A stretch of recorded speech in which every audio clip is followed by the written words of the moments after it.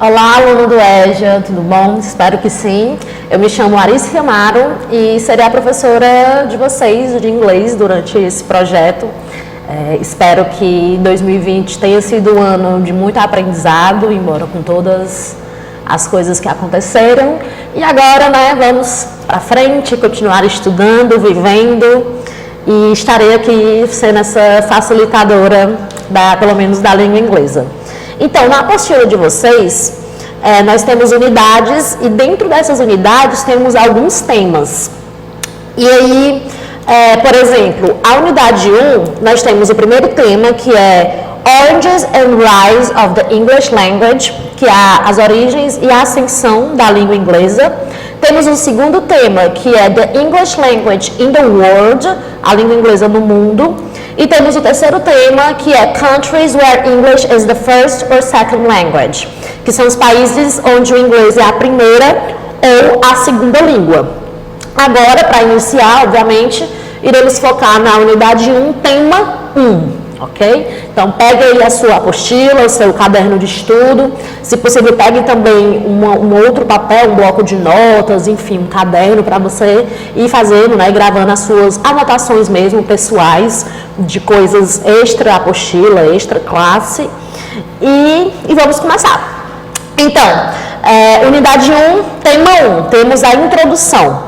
Nesta unidade, você estudará a origem da língua inglesa e sua ascensão como um dos idiomas mais falados no mundo globalizado. Verá em quais países o inglês é a primeira língua e outros nos quais é a segunda língua. Assim, você trabalhará com novos termos como history, que é história, language, língua, country, país e origin, que é origem, entre outros relativos ao tema, e praticará a compreensão de textos com auxílio de imagens e gráficos. E aí, começamos o tema 1, a origem e a seção da língua inglesa. Neste tema, você conhecerá algumas características da consolidação do inglês como língua e verá a influência de outros idiomas na sua formação. Conhecerá também alguns países colonizados pelo Império Britânico, que hoje tem o inglês como uma de suas línguas oficiais, e também estudará a história deste império. Então aqui nós já temos uma introdução do que iremos ver, pelo menos nessa primeira unidade da apostila. E aí, antes de vir toda essa introdução e textos e exercícios que o próprio material vai propor, nós temos umas perguntas, que é o What do you already know, que é o que você já sabe. E aí você já parou para pensar sobre como o inglês se tornou uma língua tão importante para a comunicação nos dias de hoje? Antes de ler o texto, uma breve história da língua inglesa, tente responder as seguintes questões. Então aqui são perguntas mais pessoais mesmo que o livro, que eu também estou propondo que você aí que está assistindo essa aula, tente refletir sobre, pensar, buscar aí mesmo no seu background knowledge, que é o que a gente chama, no seu conhecimento prévio. Se você tem essas informações, o que é que você tem em mente em relação a essas perguntas? E aí tem, em qual país a língua inglesa se originou? E aí, tá bem simples, mas lancei o questionamento. Existem semelhanças entre o inglês e o português? E existem diversos países cujo idioma oficial é o inglês. Quais você conhece? Então, estou aqui só realmente mandando para vocês, Sérgio, meio que sugerindo que vocês reflitam, que vocês pensem sobre essas perguntas, e tentem responder de acordo, como eu falei, com o conhecimento que vocês já possuem, ok? E aí nós temos uma breve história da língua inglesa, ainda na apostila unidade 1, tema 1. O inglês se originou onde hoje é a Inglaterra e é produto do contato entre os diferentes povos que disputaram essa região. Assim, as línguas faladas por eles, latim, francês, línguas germânicas, etc., influenciaram fortemente a consolidação da língua inglesa. O português e o francês são línguas românicas ou latinas, e por isso são bastante semelhantes em alguns aspectos. Considerando-se a influência do francês sobre a língua inglesa, a proximidade do francês com o português e o impacto do latim na formação do inglês, observa-se que a língua portuguesa também guarda diversas semelhanças com o inglês. E aí nessa apostila de vocês tem um gráfico, né, do lado aí, que mostra algumas coisas, né, outras línguas, o grego, o latim, enfim, as línguas germânicas, né, o francês e tudo mais. Então, a gente vai ver que para o inglês se originar e se consolidar também, ele foi bebendo de várias fontes, pegando um pouquinho de cada cultura. Não é à toa que tem várias línguas que têm palavras, que têm estruturas que são semelhantes com a língua inglesa. E avançando na apostila, temos uma primeira atividade, que é lendo o gráfico de pizza, né? Esse gráfico que tinha ali, que eu mostrei para vocês, todo coloridinho, né? Azul, roxo, rosa, enfim. E aí tem, quais são os 3 idiomas que mais influenciaram o inglês? É a primeira pergunta. E a segunda é, qual a porcentagem de palavras do francês na formação do inglês? E a porcentagem de palavras do latim? Então, segundo o gráfico, a gente lendo esse gráfico de pizza, né, em formato de pizza, nós vemos que os 3 idiomas que mais influenciaram o inglês foram o latim, o francês e as línguas germânicas. E a porcentagem de palavras do francês, nós vimos que é 29%, e aí do latim também ficou com 29%. Então, como eu disse, né, ele foi bebendo, foi pegando de várias estruturas, de outras línguas que já existiam, para ir construindo um vocabulário próprio, para ir mesmo se alimentando dessas línguas já existentes e para consolidar a língua inglesa. E aí agora, aluno, nós vamos parar um pouco de ler o que está na apostila e vamos focar no slide, que eu peguei da internet, vai estar aqui a fonte direitinho, da onde eu peguei esses meus dados. Então a gente vai falar um pouco, né, dar uma estudada mesmo numa história mais antiga, no início de tudo, e aí depois a gente retorna para a apostila, certo? Então vamos lá, introdução. A língua inglesa é fruto de uma história complexa e enraizada num passado muito distante. Há indícios de presença humana nas Ilhas Britânicas já antes da última era do gelo, quando as mesmas ainda não haviam se separado do continente europeu e antes dos oceanos formarem o Canal da Mancha. Esse recente fenômeno geológico que separou as Ilhas Britânicas do continente, ocorrido há cerca de 7.000 anos, também isolou os povos que lá viviam dos conturbados movimentos e do obscurantismo que caracterizavam os primórdios da Idade Média na Europa. Sítios arqueológicos evidenciam que as terras úmidas que os romanos vieram a denominar de Britânia já abrigavam uma próspera cultura há 8.000 anos, embora pouco se saiba a respeito. E aí, vamos começar por algumas denominações, e aqui temos os celtas. A história da Inglaterra inicia com os celtas. Por volta de 1000 a.C., depois de muitas migrações, vários dialetos das línguas indo-europeias tornam-se grupos de línguas distintos, sendo um desses o grupo celta. Os celtas se originaram presumivelmente de populações que já habitavam a Europa na Idade do Bronze. Durante cerca de 8 séculos, de 700 a 100, o povo celta habitou as regiões hoje conhecidas como Espanha, França, Alemanha e Inglaterra. O celta chegou a ser o principal grupo de línguas na Europa, antes de acabarem os povos celtas quase que totalmente assimilados pelo Império Romano. Então, nós já vemos assim, coisas bem antigas, né? Bem históricas mesmo, mas que tiveram seu papel, tiveram uma função social, uma função histórica, aquela história de que nada aconteceu por nada, né? Sempre tudo teve um motivo. E nesse caso, os celtas tiveram grande impacto, não só na língua, né? Mas enfim, em várias coisas que foram acontecendo naquela época. Depois nós temos a presença romana. Em 55 e 54 a.C., ocorrem as primeiras invasões romanas de reconhecimento sob o comando pessoal de Júlio César. Em 44, a época do imperador Claudius, ocorre a terceira invasão, quando então a principal ilha britânica é anexada ao Império Romano até os limites com a Caledônia, que atualmente a gente conhece como Escócia. E o latim começa a exercer influência na cultura celta-bretã. 3 séculos e meio de presença das legiões romanas e seus mercadores trouxeram profunda influência na estrutura econômica, política e social das tribos celtas que habitavam a Grã-Bretanha. palavras latinas naturalmente passaram a ser usadas para muitos dos novos conceitos resultantes das transformações sociais. Então, essas duas últimas palavras, transformações sociais, é meio que uma palavra-chave, né? Porque acho que é de conhecimento de todos, ou se não de todos, pelo menos da maioria, de que a língua ela é viva. Ela está sempre se modificando, ela está sempre em evolução, a gente está sempre pegando novos termos, criando novas coisas, fazendo acordos sociais, a gente meio que determina, né? Agora nós vamos chamar isso aqui de tal coisa, agora essa palavra aqui entrou em desuso, essa palavra aqui que antigamente era um xingamento, era uma ofensa, agora já não é mais, agora já é um adjetivo, já é uma coisa boa. Então, essas transformações são comuns até hoje, antigamente não era diferente. E aí, como eu falei, né, desde o começo, iam muito bebendo dessas fontes. Então, era normal beber ali um pouquinho do grego, do francês, do latim. E, obviamente, né, tinha toda a questão cultural mesmo, as diferenças entre classes sociais, entre cor, enfim, tudo isso iria determinar certas escolhas de vocabulário. E aí, nós temos os anglo-saxões. Devido às dificuldades em Roma enfrentadas pelo Império, as legiões romanas em 410 se retiram da Britânia, deixando seus habitantes celtas à mercê de tribos inimigas do norte, os Scots e os Picts.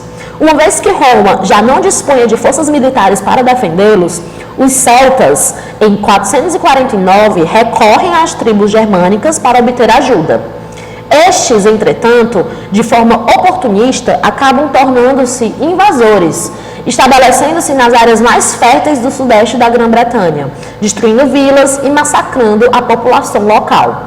Os celtas bretões sobreviventes refugiam-se no oeste, prova da violência e do descaso dos invasores pela cultura local e ao fato de que quase não ficaram traços da língua celta no inglês. Então, realmente teve uma chacina mesmo, né? Teve a morte não só de pessoas, enfim, mas aí vai junto, né?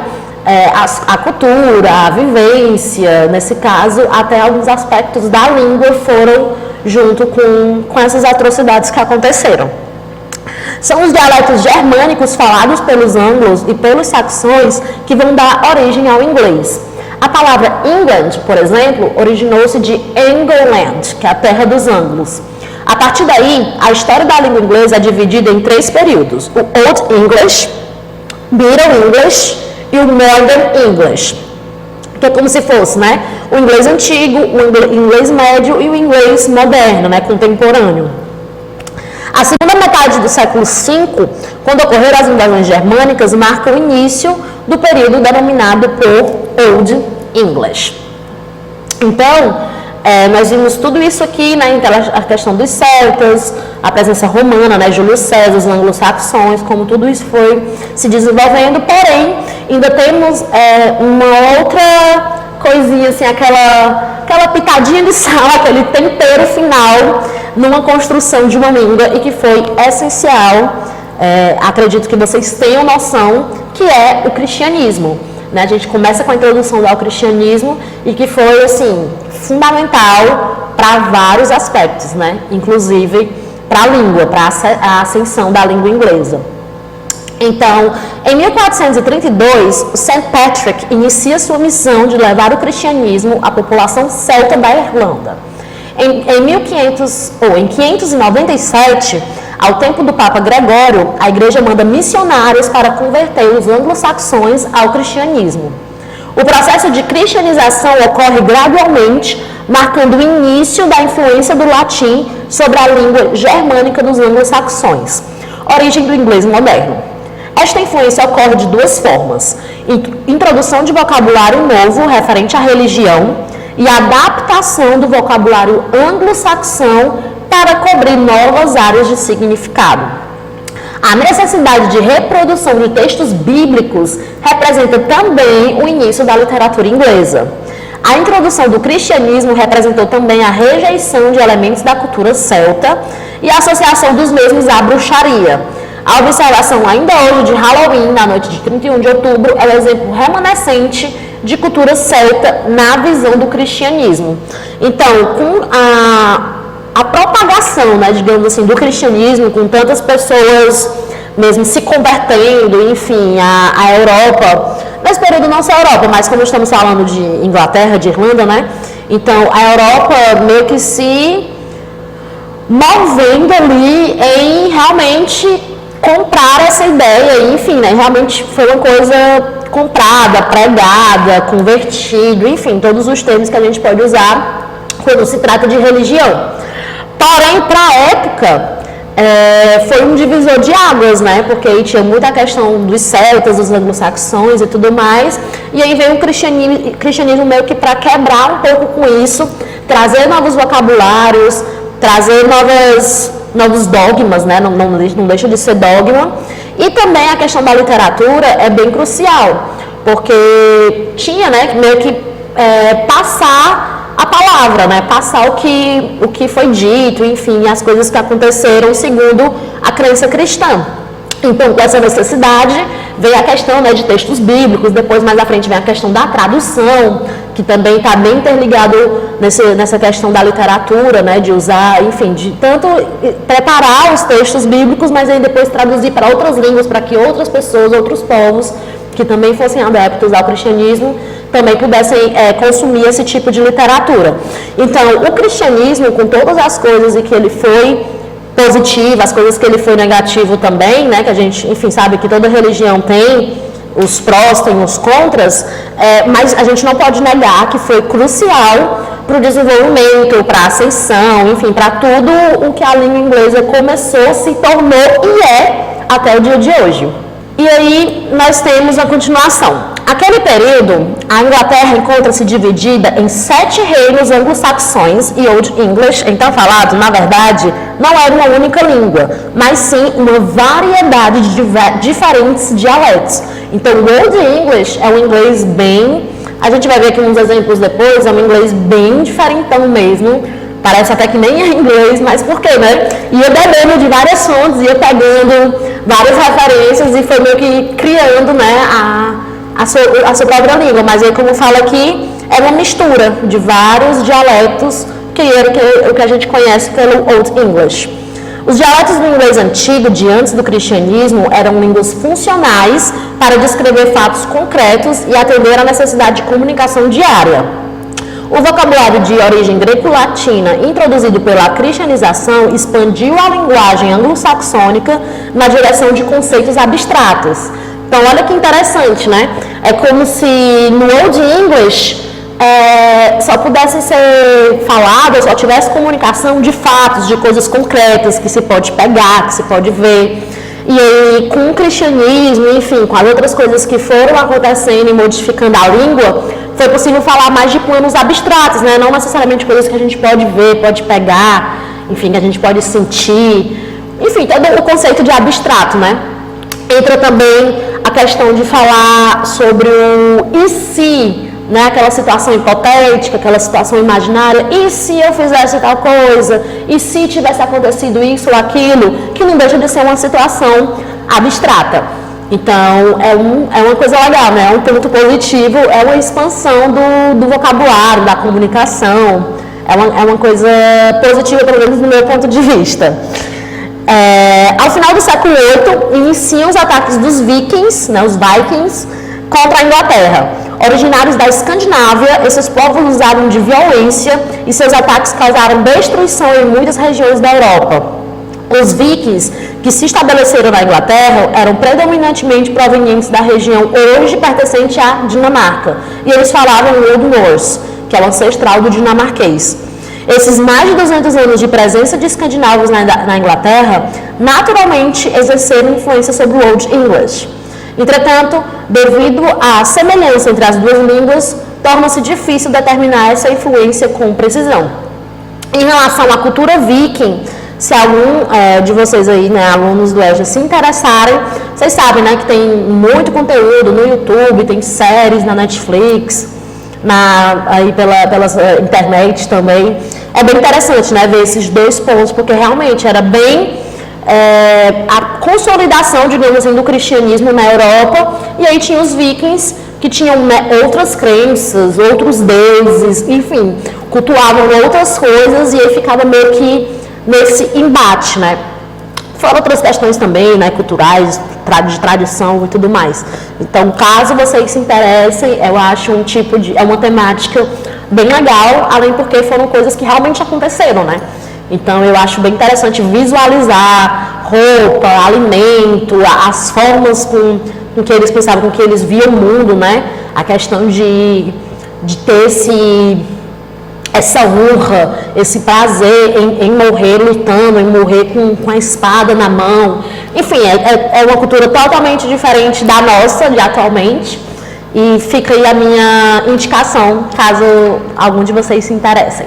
E aí, falando sobre essas 3 etapas que a gente está falando, tanto o Old English, o Middle English e o Modern English. Vamos começar com o Old, né, de 500 a 1100.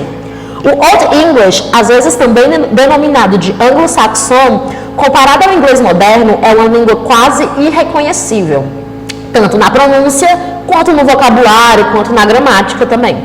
Para o falante nativo de inglês, hoje, das 50 palavras do Pai Nosso em Old English, menos de 15% são reconhecíveis na escrita, e provavelmente nada seria reconhecido ao ser pronunciado. A correlação entre pronúncia e ortografia, entretanto, era muito mais próxima do que no inglês moderno. No plano gramatical, as diferenças também são substanciais. Em Old English, os substantivos declinam e têm gênero, masculino, feminino e neutro, e os verbos são conjugados.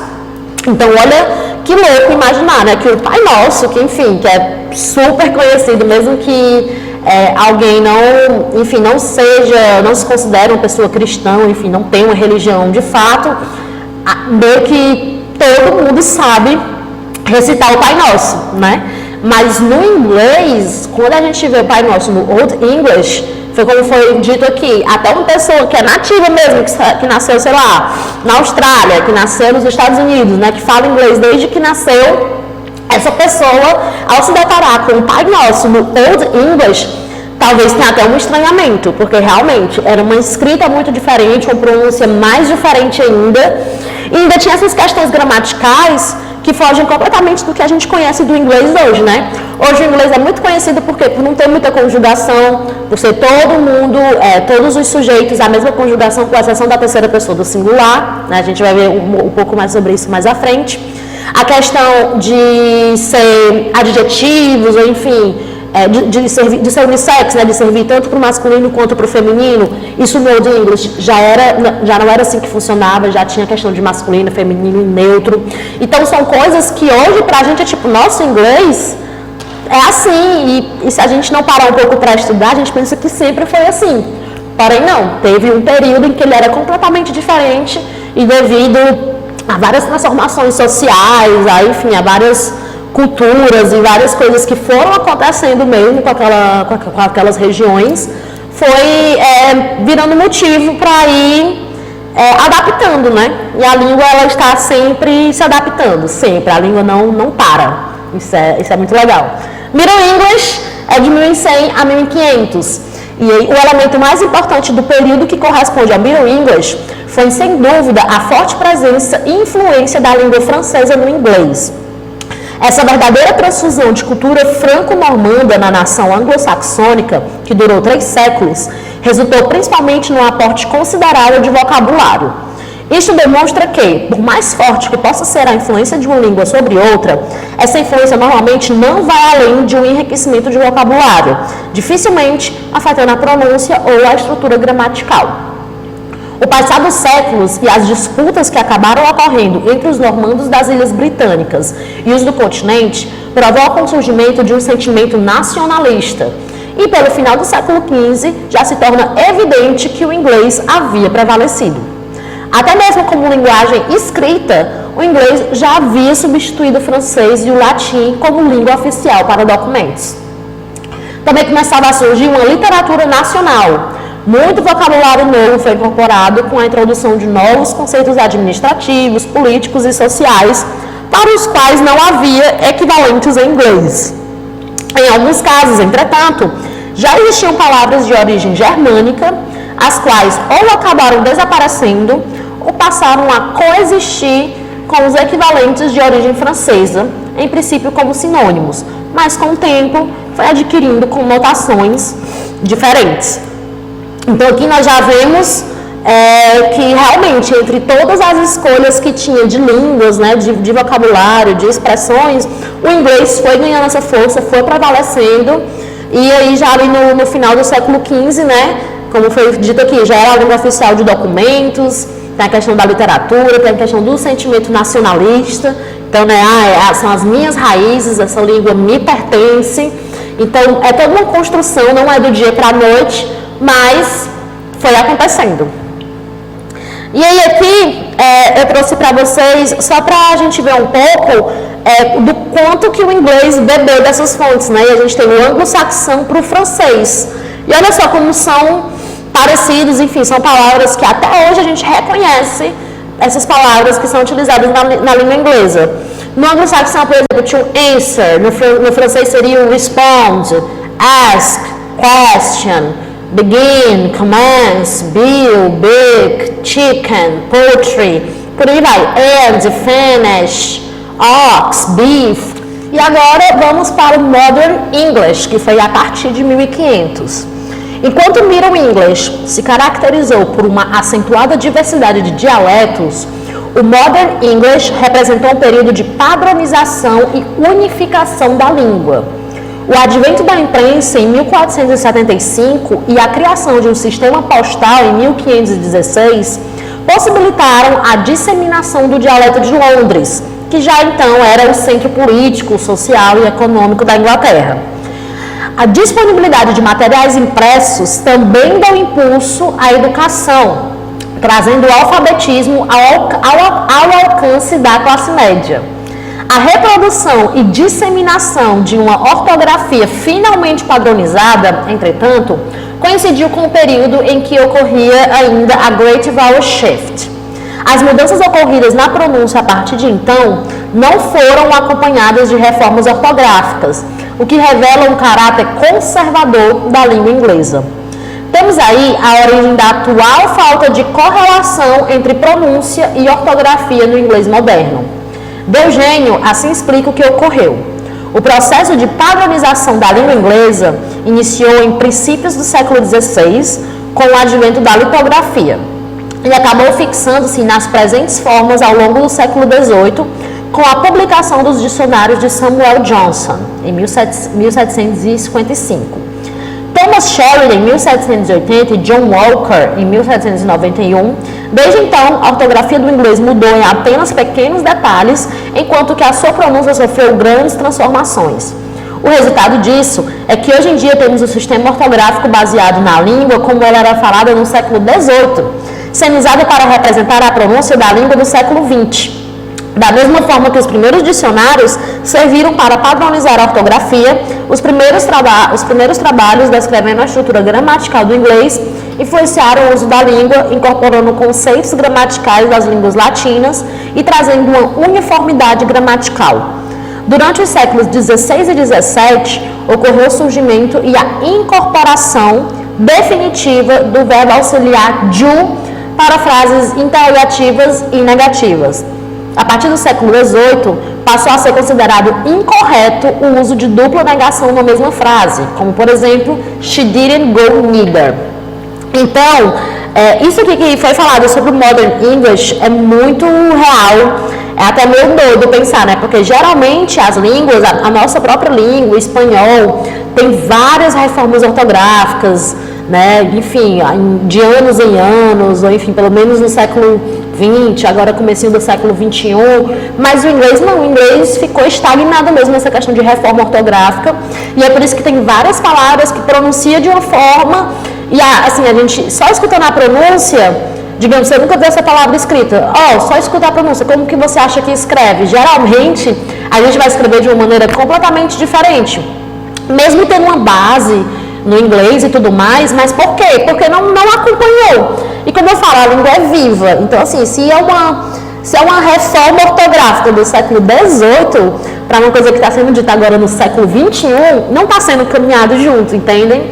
Então, fica meio confuso, por isso que às vezes é tão difícil fazer essa relação, né? Entre o que está sendo dito e o que vai ser escrito. E aí nós vimos aqui que no Modern English, né? Que aí dos séculos XVI e XVII entrou o auxiliar do, que é muito utilizado, né? Até os dias de hoje tem o do, tem o das, para dar ênfase, né? É o pedido para se casar, né? Na hora que o padre lá fala, o pastor, enfim, né? Do you, tarará, a pessoa fala yes I do.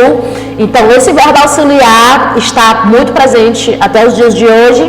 E essa regrinha que foi dito aqui no final, que não pode fazer essa dupla negação, ainda está valendo. Obviamente, né? Informalmente, tudo é possível, tudo é válido. Mas em caráter gramatical, de escrita, de formalidade, no inglês não é legal, não é bacana negar duas vezes. Então, se vem alguma estrutura negando, o que vem depois não pode ter essa ênfase em negar 2, 3, 4 vezes, como a gente faz no português, né? O português fala, ei, tu não vai não, né? E na verdade eu tô querendo saber se a pessoa vai. Então, ei, tu não falou não com ela? E aí a pessoa fala, não, falei. Ainda bota, não, falei sim. Então a gente tem essa mania, tem essa característica de negar várias vezes. Enfim, o nosso contexto, os nossos acordos sociais fazem com que a gente, né, seja compreendido. Enfim, não tem grandes problemas na comunicação por conta disso. Mas já no inglês isso não é tão possível assim. E aí agora a gente entra para o American English, porque até então a gente estava vendo toda a questão inglesa de onde se originou mesmo, né? Então essa questão europeia mesmo, Inglaterra, Londres, sendo esse centro principal de economia, de política. Mas aí agora vamos falar sobre o inglês americano. A esperança de alcançar a prosperidade e os anseios por liberdade de religião foram os fatores que determinaram a colonização da América do Norte. A chegada dos primeiros imigrantes ingleses em 1620 marca o início da presença da língua inglesa no Novo Mundo. A época da independência dos Estados Unidos, em 1776, quando a população do país chegava perto de 4 milhões, o dialeto norte-americano já mostrava características distintas em relação aos dialetos das Ilhas Britânicas. O contato com a realidade de um novo ambiente, com as culturas indígenas nativas, com o espanhol das regiões adjacentes ao sul, colonizadas pela Espanha, e os fluxos migratórios do século XX provocaram o desenvolvimento de vocabulário diverso do inglês britânico. Hoje, entretanto, as diferenças entre dialetos britânicos e norte-americanos estão basicamente na pronúncia, além de pequenas diferenças no vocabulário. Ao contrário do isolamento entre Brasil e Portugal ao longo dos séculos XIX e XX, Estados Unidos da América e Inglaterra mantiveram fortes laços culturais, comerciais e políticos. Enquanto que o português se desenvolveu em 2 dialetos substancialmente diferentes em Portugal e no Brasil, os dialetos britânico e norte-americano mantiveram maior proximidade. Então aqui faz essa comparação, né, entre o colonizador e o colonizado.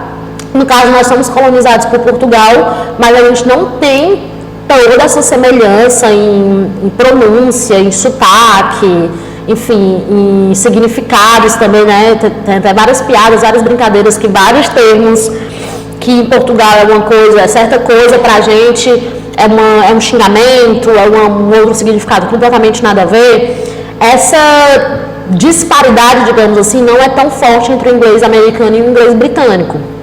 Obviamente, vai ter diferenças, né? Vai ter, principalmente a questão da pronúncia, que é o que mais pega. Vai ter uma palavra ou outra, né? Que, por exemplo, lá eles preferem palavra tal, nos Estados Unidos vão preferir palavra tal, mas não tem muito esse desencontro. E geralmente eles conseguem se comunicar, né? Mesmo eles sabendo, por exemplo, que o americano não vai usar aquela palavra para se referir a, sei lá, a elevador, mas quando o britânico fala o termo que ele usa para elevador, tem a comunicação. E no fim de tudo é meio que isso que importa, né? Se você conseguiu estabelecer a comunicação, o outro está conseguindo entender, tá tudo massa.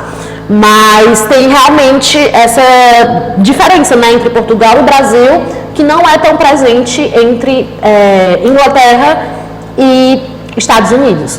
Com exceção, obviamente, da pronúncia. A pronúncia é o que mais pega, né? E eu acho lindo. Não tenho sotaque britânico, meu sotaque ele é americano, mas eu sou completamente apaixonada.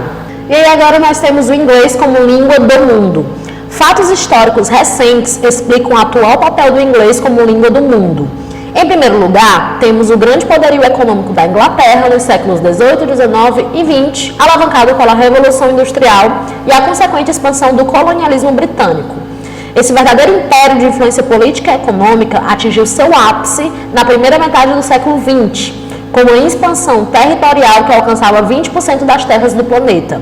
O British Empire chegou a ficar conhecido como The Empire Where the Sun Never Sets, devido à sua vasta abrangência geográfica, provocando uma igualmente vasta disseminação da língua inglesa. Em segundo lugar, o poderio político-militar dos Estados Unidos da América, a partir da Segunda Guerra Mundial, e a marcante influência econômica e cultural resultante, acabaram por deslocar o francês como língua predominante nos meios diplomáticos e solidificar o inglês na posição de padrão das comunicações internacionais. Simultaneamente, ocorre um rápido desenvolvimento do transporte aéreo e das tecnologias de telecomunicação. Surgem os conceitos de Information Superhighway e Global Village, para caracterizar um mundo no qual uma linguagem comum de comunicação é imprescindível. Então, devido a todos esses fatores históricos mesmo, como guerra, enfim, crises econômicas e políticas, devido a tudo isso que aconteceu desde lá, né, com a Inglaterra, depois com esse poder a mais dos Estados Unidos após a Segunda Guerra, então foram motivos realmente cruciais para determinar a língua inglesa como se fosse a língua meio que principal para negócios mesmo, né, para comunicações entre pessoas que são de diferentes nacionalidades. E aí, aluno, agora nós iremos retornar para a apostila, certo? Para esse tópico de a expansão do Império Britânico. Vou até conferir aqui a página para vocês, página 19, ok? A expansão do Império Britânico.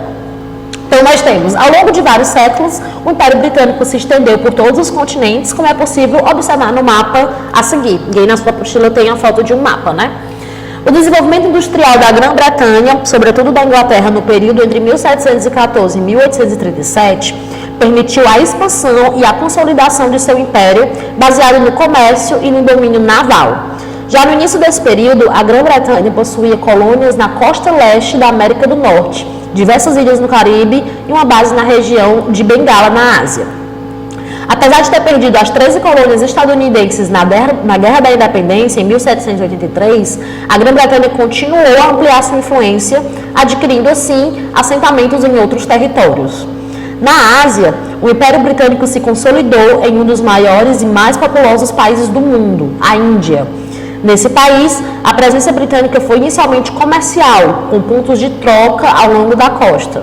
Porém, a partir da década de 1750, os ingleses se estabeleceram na península com o auxílio de seu poderio militar e, ao longo das décadas seguintes, transformaram a Índia em um dos maiores mercados fornecedores de matérias-primas e consumidores de manufaturas britânicas. Além da Índia, Paquistão, Bangladesh e Birmania, que é a atual Myanmar, foram controlados pelo Império Britânico durante todo o século XVIII. Na Oceania, a Austrália e a Nova Zelândia tornaram-se colônias britânicas após a independência dos Estados Unidos da América. Nessas colônias, o Império explorou principalmente o ouro e a lã. O Império Britânico teve especial interesse na África, onde se estabeleceu e colonizou territórios que hoje correspondem a mais de 10 países, entre eles Egito, Nigéria, Zimbábue, Serra Leoa e Quênia. A princípio, o interesse britânico se restringiu ao ouro, mas logo o Império passou a comercializar outras mercadorias e negros escravizados. A escravidão foi uma das grandes responsáveis pelo acúmulo de riqueza alcançado pela coroa britânica. Entre 1662 e 1807, cerca de 3,5 milhões de negros africanos escravizados foram trazidos por navios britânicos para trabalhar em plantações do continente americano. Pesado, né? O Império Britânico também esteve muito presente na América, nos Estados Unidos, no Canadá, na região caribenha, que é a Jamaica e Barbados, e na Guiana, cuja capital chama-se Georgetown, em homenagem ao rei inglês George III, né, que é o Jorge III. O fim dessa hegemonia britânica começou após a Segunda Guerra Mundial. Com o enfraquecimento da Grã-Bretanha, depois de 1945, movimentos nacionalistas surgiram em diversas colônias e no fim dos anos 60, quase todos os territórios britânicos se tornaram independentes, porque, né, Inglaterra saiu colonizando aí tudo que via pela frente, como foi dito no texto, por eles terem muitos escravos, então, muita riqueza, não tinha que gastar com mão de obra, né? Então, veio até essa questão também de meio que desmerecimento do trabalho, da vida, da dignidade humana, porque a escravidão vinha como, né, tudo o que, enfim, eles não tinham era isso, né, essa dignidade, voz ativa, querer, enfim, e nem mesmo remuneração. Então, mas aí, né, como diz o texto, já lá para o fim dos anos 60, quase todos os territórios britânicos eles já estavam independentes. E aí tem um Did you know? Do lado direito tem meio que um retângulo, né, rosa, vermelho, com a lupa, que é o Você Sabia. E aí fala, em português, pode-se dizer que o termo negro é considerado adequado para se referir à população negra ou afrodescendente. Porém, a palavra negro em inglês tem uma conotação pejorativa e racista, e remonta à época da escravidão. A forma mais adequada para se referir aos negros em inglês é black people, ou para os negros estadunidenses, African Americans. Essa questão aqui, até no Brasil também, né, a gente tem algumas ressalvas, já tem vários estudos sobre a questão da palavra negra ser muito utilizada por um lado negativo. E aí tem vários exemplos, né? O humor negro, quando a pessoa fala, eu tenho inveja branca de você, porque, enfim, porque a inveja negra seria uma coisa negativa. Então, enfim, então até já na nossa língua já tem várias discussões que falam que o mais correto e, enfim, o que não iria ofender e ser pejorativo seria chamar preto, mesmo uma pessoa preta, e não usar o termo negro. Enfim, também está aberto à discussão. Mas no inglês já é bem pontual isso, né? A questão da palavra nigga ser uma coisa para quem dessa luta, né? De quem tem esse local de fala. Tanto é que nos raps, né? Nas séries que são mais urbanas, com gírias, enfim, o Brooklyn e tudo mais, vai ter bastante o uso da palavra nigga, só que é aquilo, né? Local de fala. Eu, por não ser uma pessoa preta, eu não posso chegar para algum preto, enfim, em outra língua e chamar ele de nigga, porque vai ter um peso completamente distorcido, enfim, não é bacana. Então é só muito essa ressalva, né? Porque, enfim, sempre bom a gente ir aprendendo. E aí nós temos o Studying Guidance, que os dicionários bilíngues são uma fonte riquíssima de informação sobre os idiomas e o mundo. Por isso, consultá-los é fundamental para quem deseja conhecer cada vez mais uma língua. Em geral, os dicionários bilíngues, que abordam os idiomas inglês e português, são divididos em duas partes. A primeira apresenta os verbetes em inglês, seguido da respectiva tradução, e a segunda os verbetes em português, seguidos da respectiva tradução em inglês. Em muitos dicionários, para encontrar uma tradução, basta procurar a primeira letra de cada palavra, observando-a no canto superior direito da página. Em seguida, deve-se localizar na própria página a palavra e a sua versão na outra língua. Por exemplo, caso queira encontrar a tradução em português da palavra door, vá até a parte inglês-português e procure a letra B. Você encontrará a tradução porta. O mesmo ocorre se quiser saber como se diz porta em inglês. Vá até a seção português-inglês. E caso fosse o contrário, seria porta, né, que estaria ali dizendo que é o substantivo, e as opções de porta em inglês. Aí tem door, entry, entrance, gate, gateway e por aí vai. Então aqui na apostila é só mostrando como vocês podem se localizar utilizando um dicionário. E aí nós temos uma atividade, a segunda atividade, Understanding the Poster, que é entendendo o cartaz, esse pôster que tinha naquele texto que nós lemos juntos, que falava dos escravos e tudo mais. Então, nós temos a primeira pergunta. Observe o cartaz no texto anterior. Você consegue reconhecer algumas palavras em inglês e os seus significados? Quais? Então, aqui é uma pergunta pessoal, né? Estou aqui sugerindo que vocês batam o olho aqui e tentem ver quais são as palavras que você já tem uma certa familiaridade, que você já viu em algum canto, em alguma música, um filme, enfim, que você já tem um certo conhecimento. E aí tem a segunda pergunta, que é, qual é o objetivo do cartaz? Então, né, leve em consideração todo o contexto, tudo que a gente está conversando, tudo que nós lemos nesse texto, né, que tinha esse cartaz. Tente ver qual que seria o objetivo, certo? Na terceira quem pode ser o seu leitor-alvo? Então, esse cartaz, né, que estava aí nesse texto, ele foi feito talvez para quem? Voltado para que tipo de público? Quem queria bater o olho nesse cartaz e iria se interessar pelo que ele está falando, o que ele está anunciando? Depois nós temos, leia o cartaz atentamente e procure por um país africano, ex-colônia britânica, de onde os ingleses traziam negros escravizados. Que país é esse? Então também, sugerindo aí que você bata o olho, dê essa lida. É um cartaz, né? Não é grande, não tem muito texto, então é uma coisa até simples, né, de se fazer, mas que é sempre legal a gente ir praticando. E aí na terceira é um exercício de tradução, para vocês traduzirem as palavras a seguir de acordo com o cartaz. Então, estou acreditando que você aí que está vendo essa aula já fez, já está aí, né, pensando, organizando as ideias, respondendo. E aí vamos ver, ó. A primeira, como eu tinha dito, era uma resposta pessoal, né? Que é mais fácil reconhecer palavras cognatas, aquelas que são parecidas com o português e que têm o mesmo significado nas duas línguas.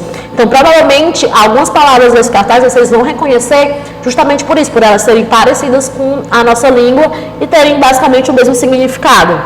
Então, tem aí, ó, cargo, que é de carregamento, August, que é agosto, por aí vai. O objetivo do cartaz é anunciar o carregamento recém-chegado de negros escravizados. O leitor-alvo, né, para quem que seria o público, o leitor-alvo desse cartaz pode ser proprietários de terras interessados em comprar negros escravizados e explorar esse tipo de mão de obra. Então, assim, um cartaz que está dizendo, olha, gente, chegando negros de tantas idades, com dente assim, assado, porque tinha até isso, né, de características físicas, forte, criança, mulheres, então era voltado para quem? Para quem iria comprar esses escravos para utilizar essa mão de obra. Então, os senhores, né? E aí, no item C, pedia para você pegar algum país africano que fosse uma ex-colônia britânica, né? E aí, no cartaz, ele diz, just arrived in the Brigantine, Gambia, Francis Bear, Mafta from Sierra Leone. Então, esse Sierra Leone é o que a gente pode dizer, né? De uma ex-colônia britânica. E sobre as traduções, nós temos aí carregamento, cargo, homens, men com E, não esqueçam, tá? Apenas homem no singular é men com A, quando é plural eu coloco E. Mulheres, mesma coisa, quando é singular woman com A, quando é plural mulheres, women, coloco E. Saudáveis, healthy, meninos, boys e meninas, girls. Então, é isso, essa foi a nossa aula, unidade 1, tema 1. Espero que tenha ficado claro, que tenha dado para a gente viajar um pouco aí no tempo, né, ver todo o processo do início, da origem da língua inglesa e da acessão, né, e meio que o porquê da língua inglesa ser tão utilizada até os dias de hoje. Vejo você na próxima aula.